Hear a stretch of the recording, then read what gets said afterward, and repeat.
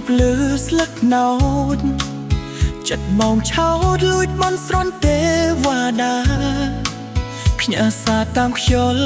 ទៅដល់ចណៃថាមានប្រុសអ្នករងចាំរាល់ថ្ងៃក្បែរមាត់ស្ទឹងជ័យដែលយើងធ្លាប់ជួបលួចមើលរូបអូនក្នុងចិត្តម្នាក់ឯងខ្យល់បក់រវិចខ្យល់កាត់វាលស្រែដូចចិត្តបងដែរដែលតែងតែនឹកសូរេយំឆ្លងកាន់តាលរាត្រីមកផ្ញើសារថ្មីទៅតាមពពកសូមឲ្យស្រីល្អបាក់ចិត្តមកគិតទទួលយកពេជ្រស្នេហ៍បងស្មោះសរខ្យល់លើខ្យល់បក់ជួយនាំពីបងទៅប្រាប់នួនល្អងដែលនៅឆ្ងាយ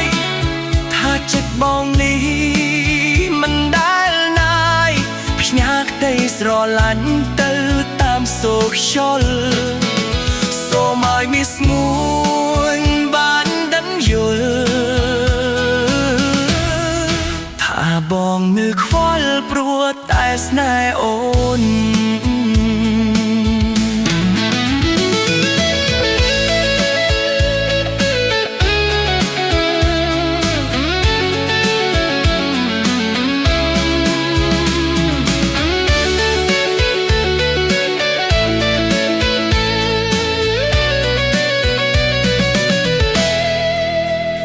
បីជាមេមានភ្លៀមក៏បងនៅបនផ្ញើសារតាមខ្យល់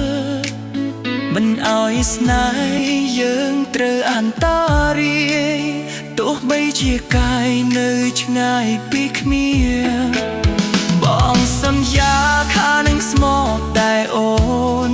ត្រឹមត្រូវតាមពូលស្នេហ៍សំសេ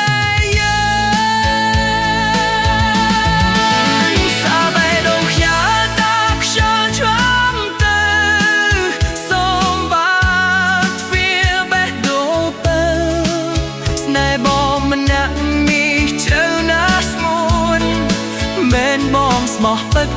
គ្មានចិត្តនឹងខ្មត់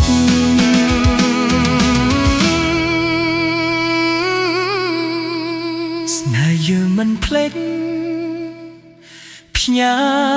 តាមខ្យល់ទៅ